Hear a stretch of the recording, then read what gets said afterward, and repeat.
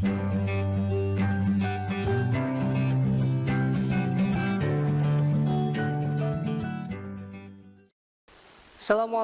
warahmatullahi ta'ala wabarakatuh. Alhamdulillahirrabbilalamin. Wabihi nasta'inu ala umuri dunia waddin. Wassalatu wassalamu ala asrofil anbiya'i wal mursalin wa ala alihi washabihi ajmain, amma ba'du. Rabbi shrahli sadri wa yassirli amri wahlul 'uqdatam min lisani yafqahu qawli. Ya Fattahu ya Alim, ya Fattahu ya Alim.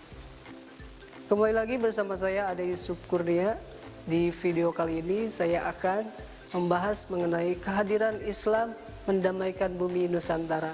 Pelajaran Pendidikan Agama Islam kelas 9 bab 5.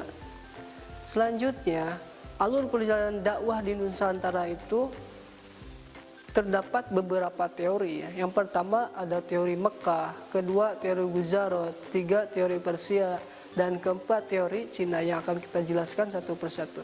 Yang pertama teori Mekah.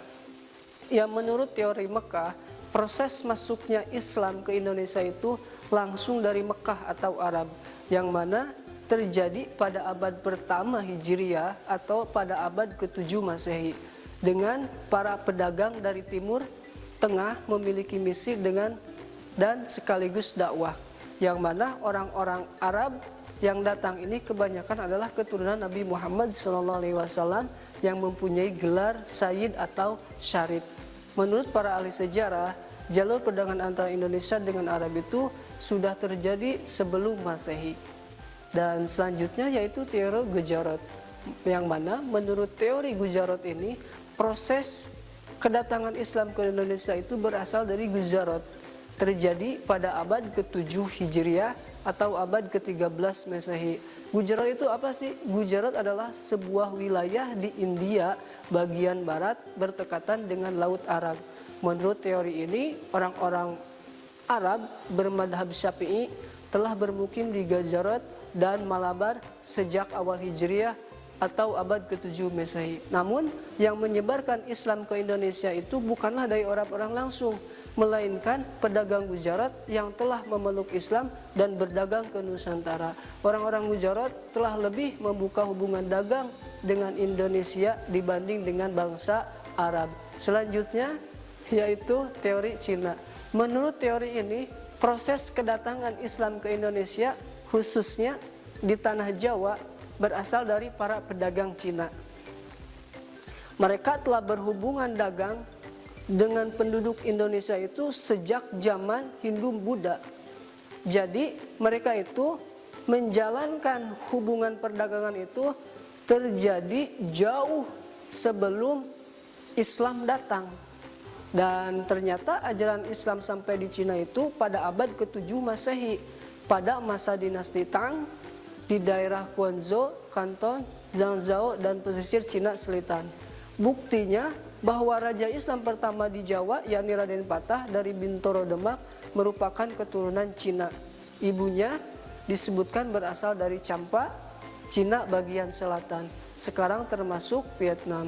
Bukti lainnya adalah masjid-masjid tua yang bernilai arsitektur Cina. Selanjutnya yaitu cara-cara dakwah Nusantara. Bagaimana orang-orang tersebut mendakwahkan Islam di Nusantara? Di antaranya yaitu melalui perdagangan, perkawinan, pendidikan, hubungan sosial, dan kesenian. Yang pertama, perdagangan.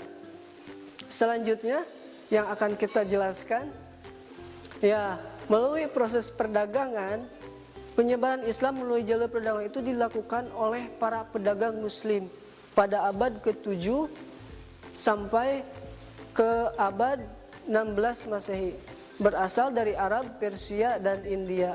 Jalur perdagangan yang menghubungkan Asia Barat, Asia Timur, dan Asia Tenggara.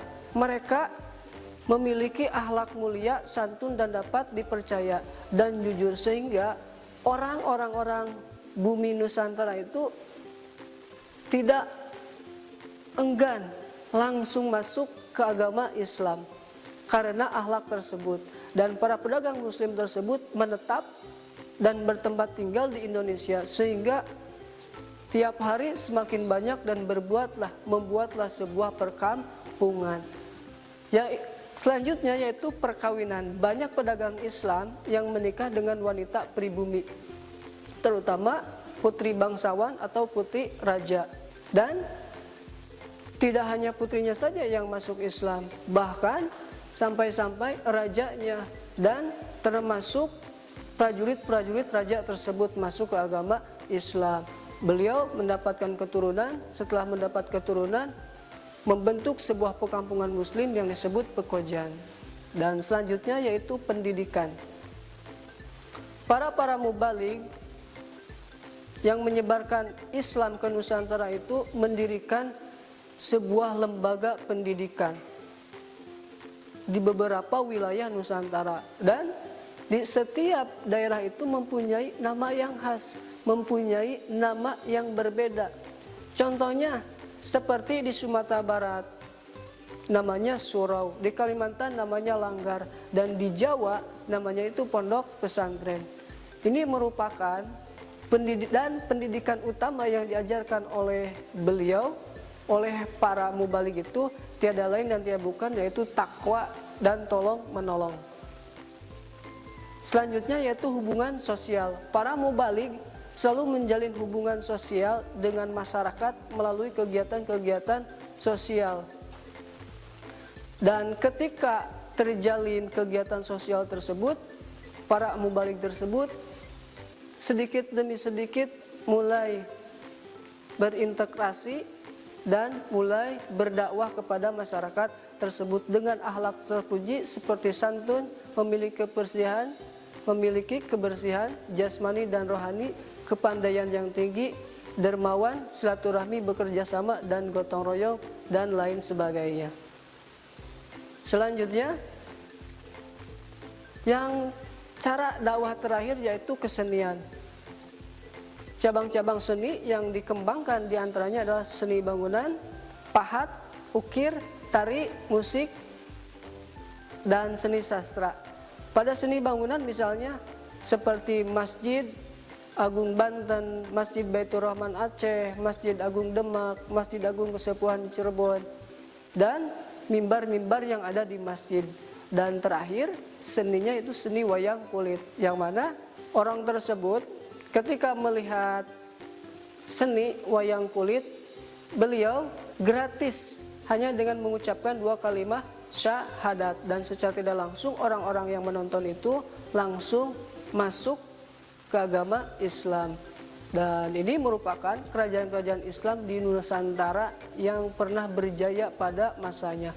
Ada kerajaan Samudra Pasai, kerajaan Aceh, kerajaan Demak, kerajaan Pajang, kerajaan Mataram, dan kerajaan Banjar.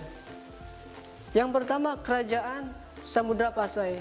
Kerajaan Islam pertama di Indonesia adalah kerajaan Samudra Pasai, terletak di pesisir timur Aceh, Kabupaten Lok Sumawe atau Aceh Utara bagian sekarang, yang mana terjadi pada pertengahan abad ke-13 Masehi.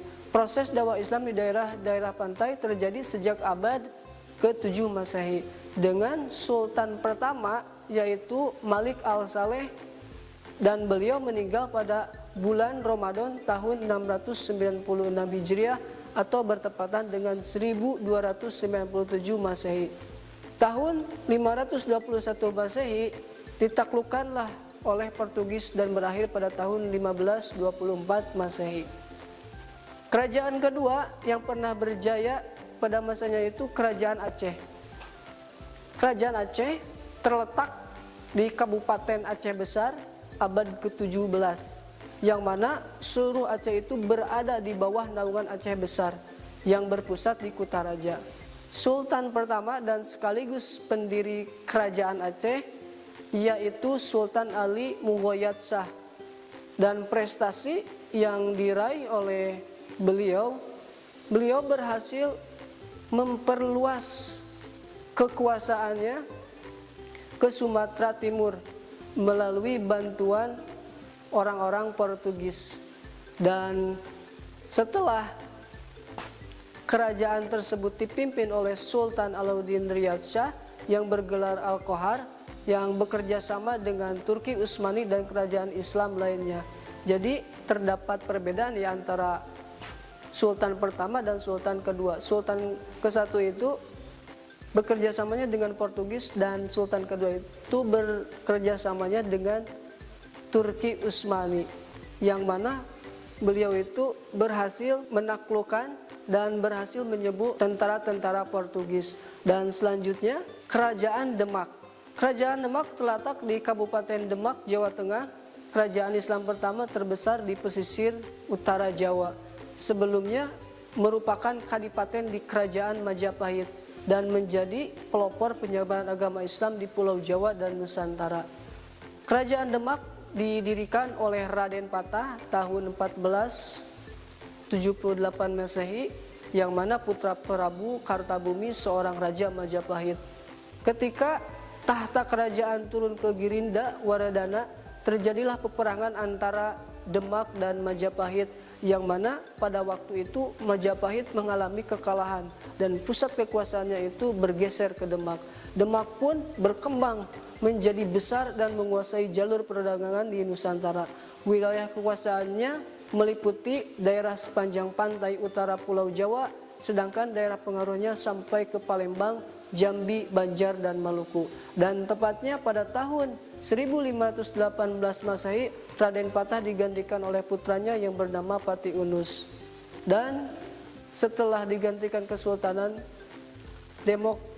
Demak pun berakhir pada tahun 1568 Masehi, dan Joko Tingkir pun memindahkan pusat pemerintahannya dari Demak ke Pajang. Dan selanjutnya yaitu Kerajaan Pajang. Kerajaan Pajang terletak di daerah Kartasura dan kerajaan Islam pertama yang terletak di daerah pedalaman Pulau Jawa, yang mana Sultan atau Raja pertama adalah Jaka Tingkir yang berasal dari Pangging di lereng Gunung Merapi. Jaka Tingkir pun bergelar Sultan Hadiwijaya, kedudukannya yang disahkan langsung oleh Sunan Giri. Beliau segera mendapat pengakuan dari adipati di seluruh Jawa Tengah dan Jawa Timur. Demak pun menjadi kadipaten yang dipimpin oleh Arya Pangiri putra Sunan Prawoto. Sultan Hadiwijaya berkuasa di Pajang dan Ki Ageng Penahan diangkat menjadi bupati di Mataram atau di sekitar kota Yogyakarta. Sutawijaya putri Ki Ageng Pemanahan diambil anak angkat oleh Sultan Wijaya, dan setelah Ki Ageng Pemanahan wafat pada tahun 1575, Sutawijaya diangkat menjadi bupati di Mataram, terkenal dengan nama Penambahan Senopati, dan ia ingin pun menjadi raja yang menguasai seluruh Jawa. Selanjutnya yaitu Kerajaan Mataram Islam, berdiri tahun 1586. Raja pertama adalah Sutawijaya yang bergelar Senopati Inggala Sayyidina Panatagama, artinya panglima perang dan ulama pengetahuan kehidupan beragama, yang mana pusat kerajaannya ini terletak di sebelah tenggara kota Yogyakarta, yakni di Kota Gede. Puncak kejayaan Mataram Sultan Ageng, ia adalah seorang militer yang ulung, organisator yang berhasil, ahli politik, ahli sarta, dan ahli filsafat. Kesultanan Mataram memiliki peran yang sangat luar biasa. Beliau memperluas daerah kekuasaan dan mengislamkan para penduduk daerah di kekuasaannya, hingga berkembanglah kebudayaan yang bercorak Islam di Jawa. Adapun prestasi Sultan Agung, 1. memperluas daerah kekuasaannya meliputi Jawa, Madura, kecuali Banten dan Batavia. 2. mengatur dan mengawasi wilayahnya langsung dari pemerintahan pusat gede. 3. melakukan kegiatan ekonomi bercorak agraris dan maritim. 4. melakukan mobilisasi militer secara besar-besaran sehingga mampu menundukkan daerah-daerah sepanjang pantai utara Jawa dan mampu menyerang Belanda di Batavia sampai 2 kali. Dan selanjutnya Kerajaan Banjar. Kerajaan Banjar itu terletak di Pulau Kalimantan, Provinsi Kalimantan Selatan. Pusat Kerajaan Banjar yang pertama adalah di daerah sekitar Kuin Utara atau Banjarmasin. Setelah keraton di Kuin dihancurkan oleh Belanda, pusat kerajaan dipindahkan ke Martapura. Kerajaan ini berdiri pada tahun 1526 Masehi dengan Sultan Suryansah atau Raden Samudra sebagai Sultan pertama. Wilayah kekuasaan Kerajaan Banjar meliputi Banjarmasin, Martapura, Tanah Laut, Margasari, Amandit, Alai, Maraban, dan serta daerah hulu Sungai Barito. Dan sekian yang dapat saya sampaikan, mudah-mudahan ada manfaatnya. Wabillahi taufiq wa hidayah. Wassalamualaikum warahmatullahi taala wabarakatuh. Kunjungi sosial media lainnya seperti website kami di pkbmalfata.com, Facebook PKB Malfata Manunjaya, Instagram PKB Malfata _official. Dan terima kasih telah klik video ini. Jangan lupa like, comment, share, and subscribe untuk menunjukkan dukungan kamu terhadap channel ini. Enjoy the video, PKB Malfata.